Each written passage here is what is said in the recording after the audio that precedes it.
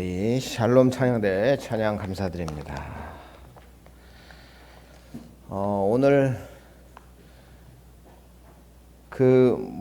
우리 권사님, 우리 교회 나이 드신 권사님 두 분, 우리 최경려 권사님, 우리 이혜성 권사님 두 분이 그냥 반년 만에 나오신 것 같아요. 예. 오늘 얼마나 반갑든지, 하여튼간 너무 건강하게 나와 주셔서 너무 감사드립니다. 우리 화면을 보시면 우리 그 개신교,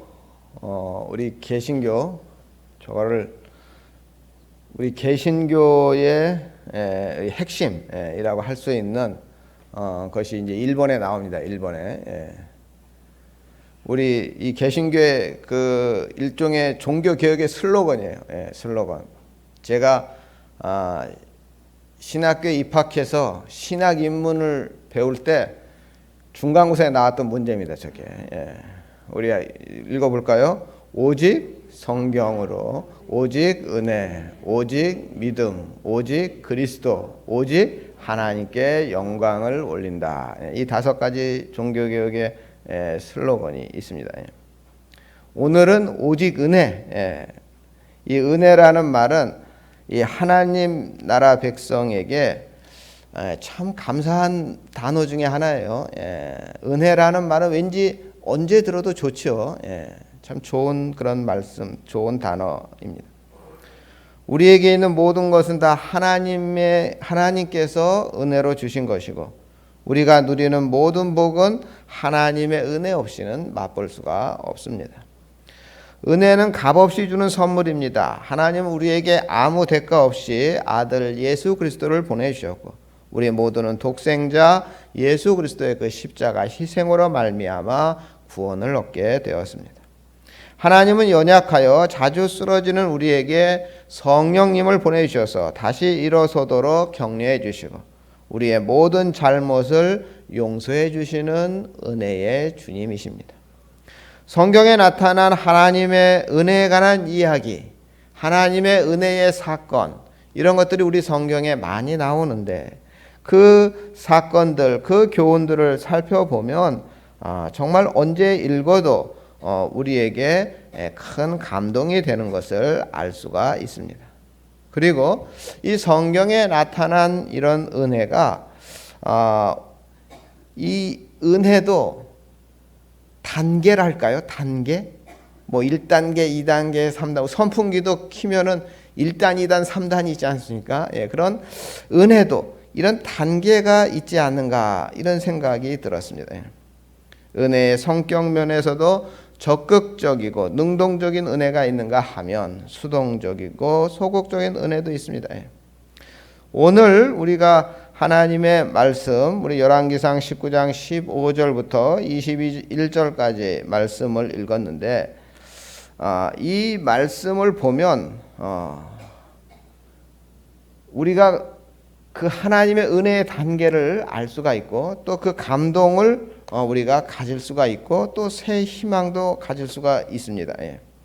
우리 아까 장로님이 18절까지만 읽고 우리 19절부터 20절까지는 안 읽었어요. 우리 이 시간 한번 읽어볼까요? 자, 우리 함께 한번 읽어봅시다. 엘리야가 거기서 떠나 사밧의 아들 엘리사를 만나니 그가 12겨릿소를 앞세우고 밭을 가는데 자기는 12겨릿소와 함께 있더라. 엘리야가 그리로 건너가서 겉옷을 그 위에 던졌더니 그가 소를 버리고 엘리야에게로 달려가서 이르되 청하건대 나를 내 부모와 입맞추게 하소서. 그리한 후에 내가 당신을 따르리.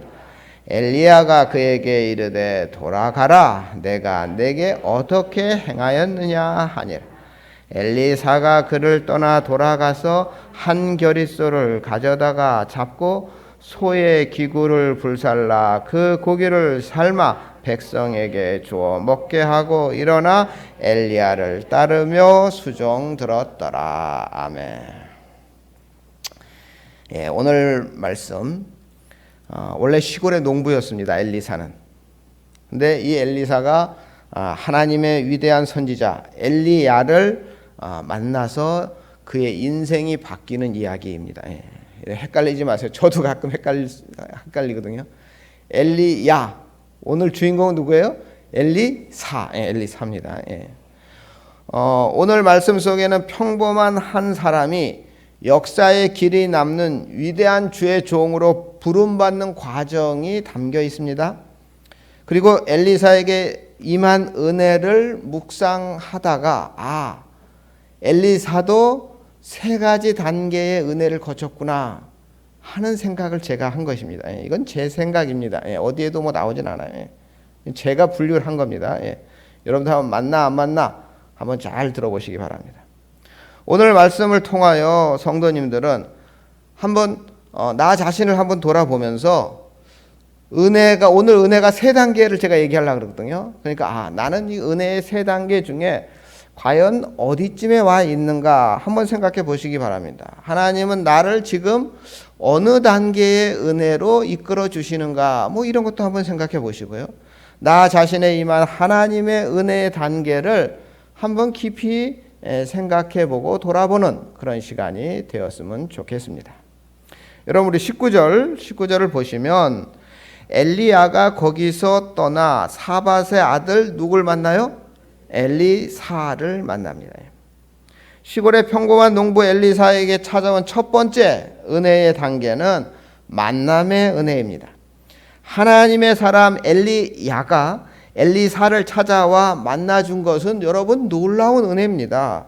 보통 제자가 스승을 찾아가잖아요. 그런데 이건 어떻게 된 거예요? 스승이 제자를 찾아온 것입니다. 이 만남을 통해 엘리사는 엘리야 선지자의 제자가 되었고 스승의 사역을 계승하게 됩니다.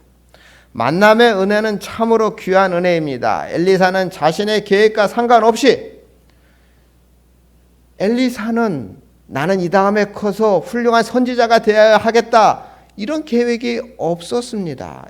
자기의 계획과 상관없이 누가 찾아왔어요? 엘리야 선지자가 찾아왔습니다. 엘리야 선지자를 만남으로 자기 인생의 중요한 전환점을 맞이하게 되었습니다. 사실 위대한 선지자를 만나게 된 것은 엘리사의 입장에서는 전혀 생각을 못했습니다. 하나님께서 엘리야에게 명령을 하셨고 엘리야가 엘리사를 찾아간 것입니다. 그러니까 이거는 분명 누구의 은혜예요? 하나님의 은혜입니다. 16절을 보시면 우리 16절 말씀 우리 함께 읽겠습니다. 너는 nim시의 아들 예후에게 기름을 부어 이스라엘의 왕이 되게 하고 또 아벨무올라의 사밧의 아들 엘리사에게 기름을 부어 너를 대신하여 선지자가 되게 하라. 엘리야 선지자는 하나님의 명을 받들어 요단강가에 있는 아벨무올라를 찾아가서 엘리사를 만납니다. 그리고 19절을 다시 한번 보시면 엘리사가 거기서 떠나서 사밧의 아들 엘리사를 만나니 저가 12겨리소를 앞세우고 밭을 가는데 자기는 12째 겨리와 함께 있더라. 주의 종 엘리야가 찾아왔을 때 엘리사는 밭에서 뭐 하고 있었습니까? 소를 몰고 밭을 갈고 있었습니다. 12겨리소.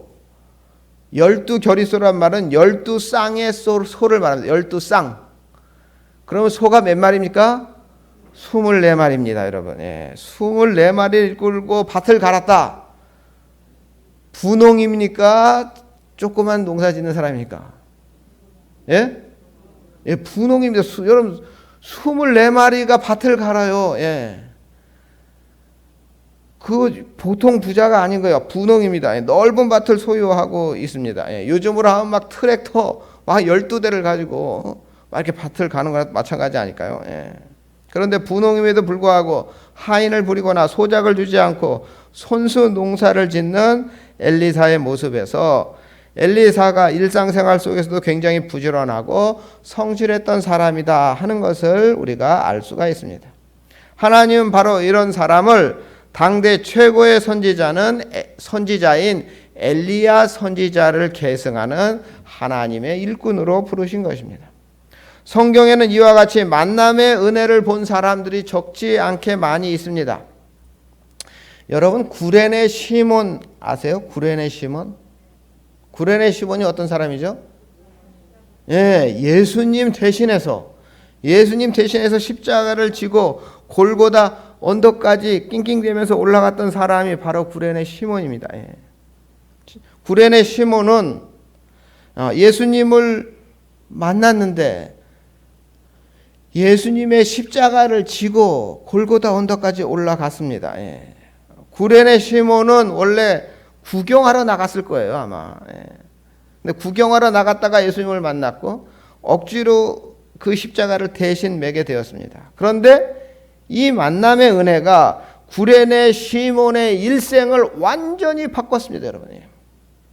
구레네 시몬뿐 아니라 구레네 시몬의 가족들까지도 성경의 위대한 인물로 기록되는 놀라운 은혜, 이 만남의 은혜가 있었습니다, 여러분. 여러분 화면을 보시면요, 2번인데요. 우리 함께 읽어보겠습니다. 주 안에서 택하심을 입은 루포와 그의 어머니에게 문안하라. 그의 어머니는 곧 내 어머니. 구레네 시몬의 아들이 바로 화면을 보시면 루포예요, 루포. 구레네 시몬의 아들이고, 그러면 그 옆에 그의 어머니는 누굴까요? 구레네 시몬의 부인, 부인이죠. 그러니까 이 구레네 시몬, 그러니까 루포는 구레네 시몬의 아들이고 이 구레네 시몬의 부인이 바로 루포의 어머니지요. 루포는 로마 교회의 중추적인 역할을 했던 인물입니다. 그리고 시몬의 아내는 사도 바울이 어머니라고 부를 정도로 사도 바울에게 은인이에요. 저도 가끔 그런 권사님들이 계속 전회교회에 있을 때 그 나이 드신 권사님이 저를 아들처럼 그렇게 잘 해주신 분이 있어요. 그런 분들이 있습니다. 그러니까 아마 사도 바울도 이 구레네 시몬의 부인 루포의 어머니가 이 사도 바울을 아들처럼 잘 대했던 거예요. 그러니까 사도 바울이 뭐라 그랬어요? 그 어머니는 곧 내 어머니다, 이렇게 했습니다. 여러분, 그 이름이 기록되지, 루포라는 아들의 이름은 나왔는데 그 이름이 나왔으면 더 좋았을 텐데 성경에 이름이 기록되는 것은 굉장히 영광스러운 거잖아요. 그런데 요 글을 가만히 보면 사도 바울이 감히 이름을 적지 않고 뭐라 그랬어요? 어머니라 그랬다니까. 어머니. 그러니까 더 영광스러운 거죠. 이름이 기록된 것보다도 더 영광스러운 거예요. 우리 엄마, 우리 어머니와 같은 그런 은인이다, 이렇게. 정말 이것보다 더 큰 칭찬과 이런 게 어디 있겠습니까? 사실 구레네 시몬은 십자가를 지고 낑낑대는 이 예수님과 만났는데, 이건 제가 상상을 해보면 고대나 중세 시대의 사형식은 오늘의 스포츠 경기 관람과 같은 일종의 레저 활동입니다. 굉장히 흥미로운 일이에요. 그러니까 옛날에 다 공개 처형을 하잖아요. 우리나라도 그랬잖아요. 그러면 공개 처형을 하면 많은 사람들이 그걸 보고 싶어 했어요. 사실 지금도 만약에 공개 처형을 하면 아마 많은 사람들이 가 볼 거예요. 궁금하잖아요. 어떻게 죽나, 이런 게. 그러니까 옛날에는 그 많은 사람들이 몰렸습니다. 그러니까 구레네 시몬도 이 십자가 처형을 한다니까 어떨까, 뭔가 흥미가 있을 것 같아서 온 거예요. 그런데 너무 가까이 있었어. 너무 가까이서 보고 싶었겠죠. 뒤에 너무 사람이 많은데 뒤에서 보면 잘 안 보이니까 가까이서 보고 싶어서 가까이 있었는데 마침 재수없게 그 옆에 있던 로마 군인이 야, 너 일로 와 해가지고 너 이거 매워 해가지고 억지로 그 십자가를 메고 골고다 언덕으로 올랐습니다. 예. 여러분 옛날에 로마 군병이 시키면 해야 돼요. 예. 거부할 수 없어요. 왜? 식민지거든요. 식민지이기 때문에 어쩔 수가 없습니다. 예. 이처럼 시몬과 예수님의 만남은 어거지 같은 만남이었지만 시몬에게 있어서는 이 예수님과의 만남이 놀라운 은혜였어요. 예. 그리고 이 은혜는 시몬 혼자만이 아니라 시몬의 가족들, 시몬의 자자손손에게까지 은혜 충만으로 이어졌습니다. 예. 여러분 성경에 많아요. 제가 시간 관계상 다 얘기할 수 없지만 이런 만남의 은혜에 관한 기록은 성경에 많습니다. 세리 마태도 세간에 앉아 있었습니다. 근데 예수님이 찾아오셨어요. 이 만남으로 사도가 되는 영광을 얻었고요. 예수님의 업적을 기록하는 마태복음을 쓸 수 있었고요. 순교자로서 영예를 누릴 수가 있었습니다. 똑같은 세리 삭개오, 예수님이 보고 싶어 뽕나무 위에 올라갔다는 사실을 우리가 잘 알고 있지 않습니까? 예수님께서 친히 삭개오를 부르시고 개인적으로 친밀히 집에 들어가서 만나 주셨습니다. 예수님과의 만남이 삭개오를 변화시켰고 온 가족 모두 구원에 참여하는 계기가 되었습니다. 우리 전원교회 성도님들 언제 예수님을 만나셨습니까? 가장 최근에 나의 삶에 찾아오신 예수님 그 만남의 은혜는 과연 최근에 어떤 것이 있었는가 한번 생각해 보시기 바랍니다. 엘리사에게 찾아온 은혜의 첫 단계는 바로 만남의 은혜입니다.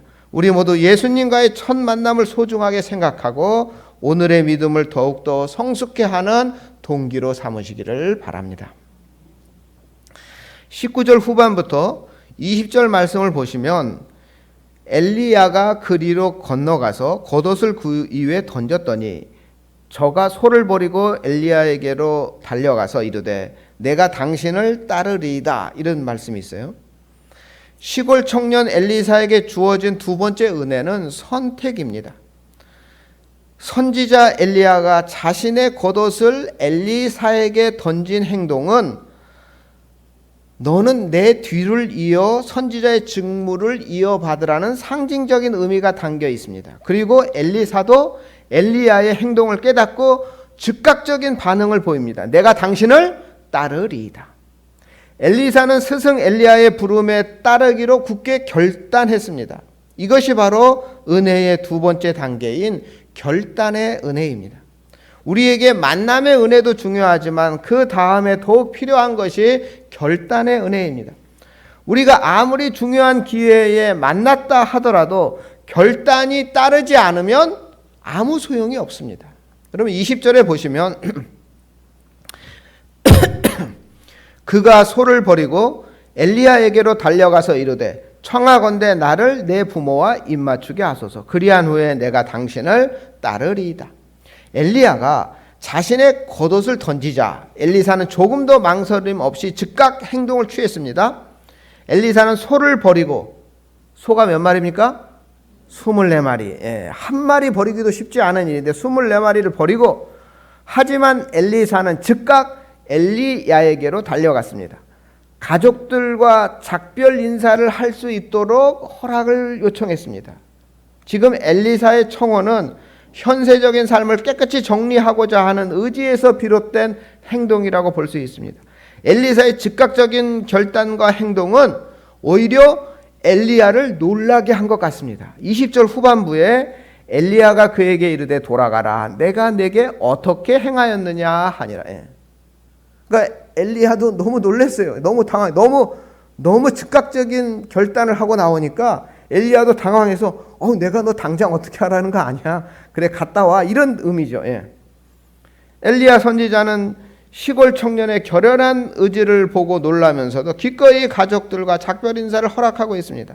그러자 엘리사는 자신이 쓰던 농기구를 불태워서 소 2마리를 삶아 가족과 이웃들에게 잔치를 베풀어 대접하고 부모님에게 하직 인사를 드리고 스승 엘리야를 따라갔습니다.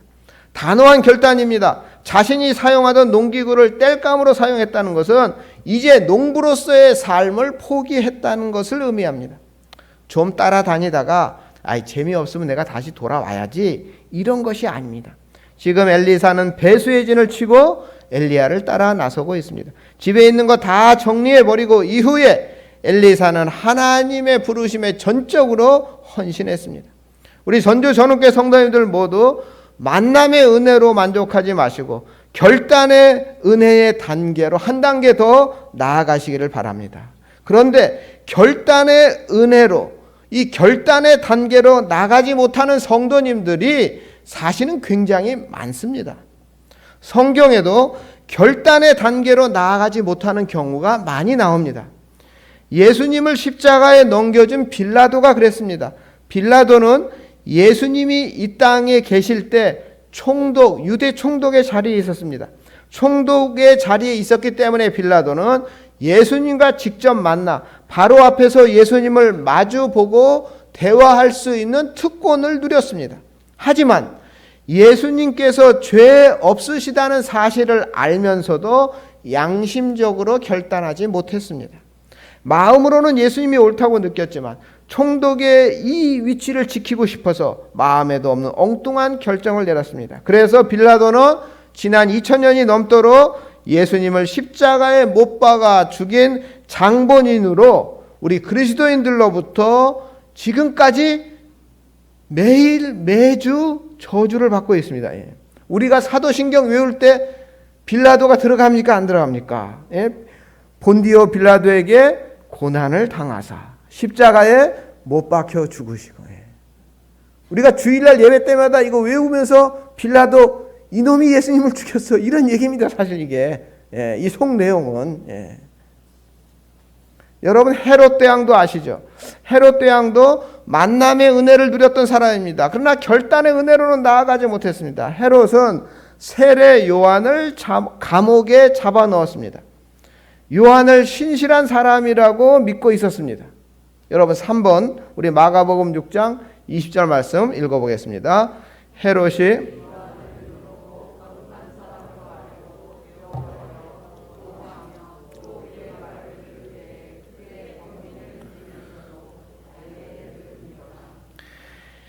헤롯은요, 요한을 의롭고 거룩한 사람으로 알고 있었습니다. 그리고 웬만하면 요한을 보호하려고 했습니다. 그리고 그의 말을 듣고 그대로 하고 싶었어요. 그러니까 번민하죠. 그래, 요한의 말이 맞는데 그 말대로 내가 살아야 되는데 하면서 번민했습니다. 그런데 헤롯은 이 결단으로 나아가지 못하죠. 만남의 은혜는 결단의 은혜를 거쳐야만 열매를 맺을 수가 있습니다. 헤롯은 세례 요한의 목을 치는 만남의 은혜와는 반대되는 거꾸로 된 결단을 하고 맙니다. 여러분 갈보리 언덕 위에 예수님의 십자가 양편에 2명의 강도의 십자가가 함께 세워졌습니다. 여러분 결단의 은혜가 얼마나 중요한지 너무나 선명하게 보여주는 사건입니다. 두 강도가 동일하게 하나님 아들 예수 그리스도를 물론 십자가 위에 서긴 하지만 바로 옆에서 만날 수 있는 그런 기회가 주어졌습니다. 그런데 한 강도는 예수님을 향해 조롱하고 저주하다가 그가 일생에 지은 죄 위에 하나님의 아들을 욕하고 저주한 그 죄까지 그 죄까지 하나님께서 책임을 물으셨을 것 같아요. 그러나 또 다른 강도는 만남의 기회를 다시 없는 은혜의 기회로 만들었습니다. 예수님 앞에서 예수님을 옹호하고 자신의 죄를 고백하면서 당신의 나라가 임할 때 나를 기억하소서 예수님의 은총을 구했습니다. 그리고 이 강도의 결단은 옳았다는 것으로 판정이 났습니다. 이 강도는 결단의 은혜로 나아갔기 때문에 영생의 복을 누렸습니다. 오늘 내가 나와 함께 낙원에 있으리라 예수님께서 놀라운 영생의 복으로 화답하여 주셨습니다. 그러니까 만남의 은혜가 굉장히 중요한데 이 만남의 은혜의 단계를 넘어서 결단의 은혜로 나아가는 것이 굉장히 중요합니다. 우리 전주 전흥교회 성도님들 모두 예수님을 만나셨기 때문에 지금 이 자리에 나와서 예배를 드리는 것입니다. 이 자리에 성도님들은 모두 다 만남의 은혜를 누리신 분입니다. 하지만 우리가 여기서 멈춰서는 안 됩니다. 더 높은 은혜의 단계로 나아가야 합니다. 예수님을 만났을 때 예수님께서 성령을 통해서 지시하는 대로 결단을 내리는 단계를 우리가 넘어가야 합니다. 그래야 그 만남의 은혜가 내게 더 큰 은혜로 열매를 맺게 됩니다. 엘리사는 굳은 결심으로 스승 엘리야를 그림자처럼 따라다니며 헌신했습니다. 스승의 모든 것을 배워서 자기의 것으로 삼았습니다. 그리고 받은 바 그 은혜를 자기 백성에게 나누어 주는 전달의 은혜를 받았습니다. 만남의 은혜, 결단의 은혜, 그리고 마지막 세 번째의 은혜가 전달의 은혜입니다. 엘리사는 스승에게서 갑절의 영감을 받은 후에 스승 몹지 않은 큰 일을 많이 했습니다. 후세 역사가들은 엘리야와 엘리사 시대를 이적과 기적이 충만한 은총의 시대라고 부릅니다. 엘리사는 선지 학교를 세워서 많은 제자들을 배출하며 하나님의 은혜를 전달했습니다. 아람 군대가 이스라엘 땅을 침범하지 못하도록 능력을 발휘했습니다. 죽은 자를 살리기도 했고 독이 있는 음식에서 독을 제거하기도 했습니다. 문둥병에 걸린 아람의 군대 장관 나아만 장군을 고쳐주었고 아람의 하사엘에게 베나닷의 후계자가 될 것을 알려주고 다메섹 왕조를 개혁하게끔 했습니다.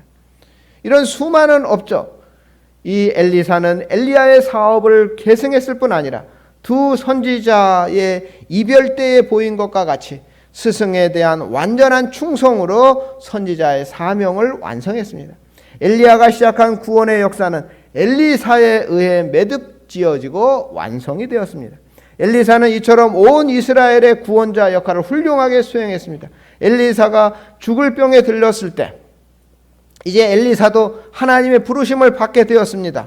이스라엘 왕 요아스가 이 엘리사 앞에 나와서 울면서 고백한 말이 뭐냐? 내 아버지여, 내 아버지여, 이스라엘의 병거와 마병이여. 이렇게 엘리사가 죽는 것을 통곡했습니다. 요아스 왕이 한 선지자 엘리사의 죽음을 마치 자기 아버지의 죽음과 같이 슬퍼한 것입니다. 우리가 하나님의 은혜, 하나님 앞에 은혜를 받은 후에 필요한 것은 그 은혜를 올바로 우리가 전달할 수 있는 것입니다. 우리는 가정적으로 우리에게 맡겨주신 아들과 딸들에게 하나님 앞에서 신실한 믿음으로 살도록 인도하는 복음 전달의 사명이 있다는 것을 꼭 기억하시기 바라면서 우리 자녀들에게만큼이라도 정말 이 하나님의 은혜를 전달하고자 하는 이 사명에 소홀히 해서는 안 됩니다. 자녀에게 재산과 명예와 권세를 물려주는 것보다 더 중요한 것이 복음의 유산을 물려주는 것입니다. 자녀들이 신실한 믿음으로 살게 하는 것이 바로 부모의 가장 큰 책임이고 사명인 것입니다. 우리는 우리 자녀들이 가족을 넘어 우리 이웃들과 친구, 우리 친척들에게도 복음을 전달하는 이 은혜를 누려야 하는 것입니다.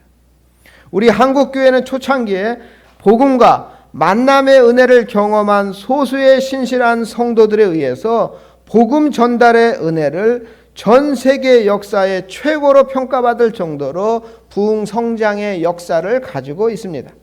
1876년 고종 13년입니다. 만주 고려문에서 의주의 젊은 상인 이응찬, 백홍준, 이성아, 김진기, 서상륜 이 5사람이 이 만주에서 세례를 받습니다. 이들이 사업관계로 만주를 자주 드나들다가 스코틀랜드 연합장로교회 소속인 존 맥킨타이어 목사님과 존 로스 목사님을 만나게 됩니다. 선교사님들은 이들을 만나서 한국어를 배웁니다.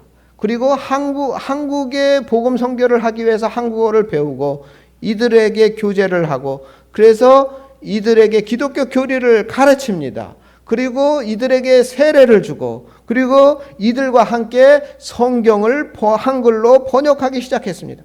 그래서 1882년 가을 심양 문장서원에서 출판한 예수성교 누가복음 전서, 그 다음에 요한복음 전서를 1882년에 간행했습니다.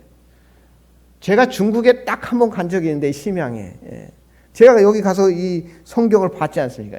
이것이 1882년 번역된 한글 성경입니다. 그리고 1884년 마태복음과 마가복음이 번역이 되고 1887년 신약 성경이 전부 번역이 됩니다.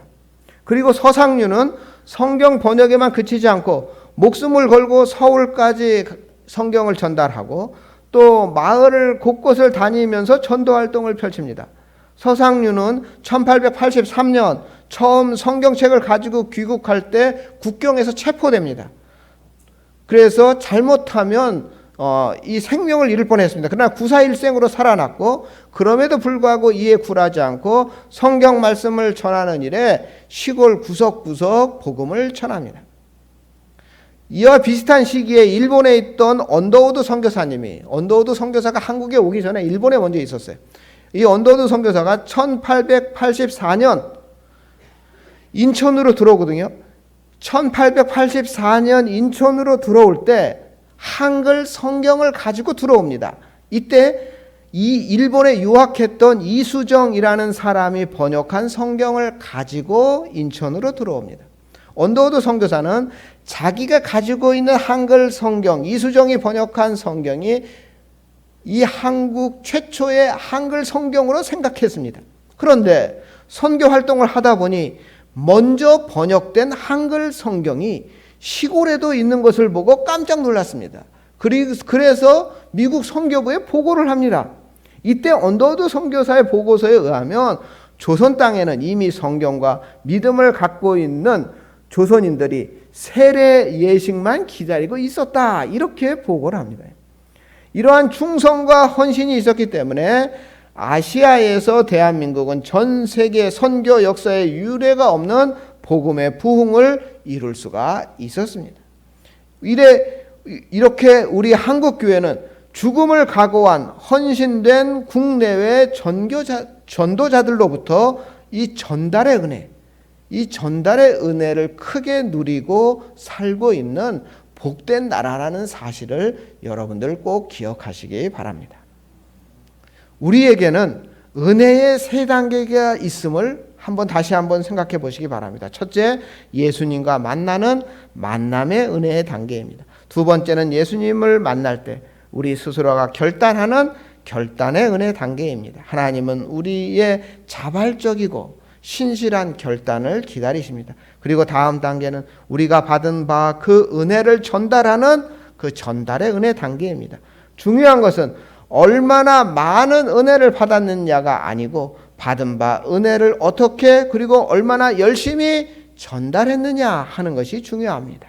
이때 우리가 받은 은혜가 우리 안에서 완성되고 놀라운 열매를 맺게 됩니다. 이 거룩한 은혜를 놓치지 마시고 정말 이 은혜의 모든 것을 정말 마음껏 누리시는 우리 전주 전원교회 성도님들 다 되시기를 주님의 이름으로 축원합니다.